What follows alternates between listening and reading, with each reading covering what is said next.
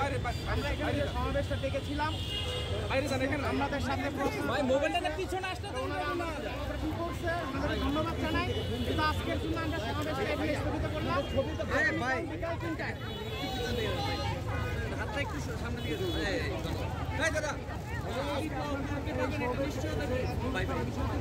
আগামীকাল প্রেস কনফারেন্সে সকল প্রশ্ন উত্তর দেওয়া হবে। সারা বাংলাদেশে যখন আমাদের আন্দোলন চলছে, আজকে আমরা বাংলাদেশের বিভিন্ন জায়গায় আমরা আন্দোলনরত ছিলাম।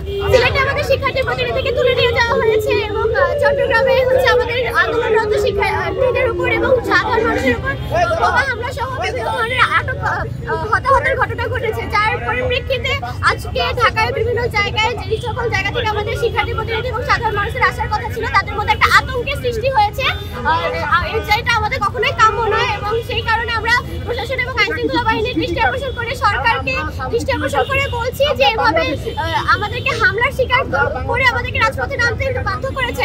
মামলা বা আবার হামলা করে শুধু শুধু সম্প্রদায়ের শান্তি নষ্ট করবেন না। আমরা আজকে শাহবাগ চত্বরে আমরা প্রতিবাদ সমাবেশ ডেকেছিলাম, কিন্তু আমাদের সাথে প্রশাসনিক সবার সাথে কথা হয়েছে এবং কথা বলার এক পর্যায়ে ওনারা আমাদেরকে অনুরোধ করেছেন যে আজকে যাতে আমরা এখানে কোনো সভা না করি, এবং ওনারা আমাদেরকে সর্বোচ্চ সহযোগিতা করেছেন যতটুকু দরকার।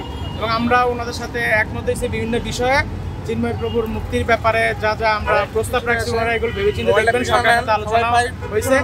তো এই ব্যাপারে আমরা আজকের জন্য সমাবেশটা এখানে স্থগিত করছি এবং আগামীকাল বিকাল 3টায় প্রেস ক্লাবে এবং জোহর আহমেদ হলে আমাদের প্রেস কনফারেন্স আপনারা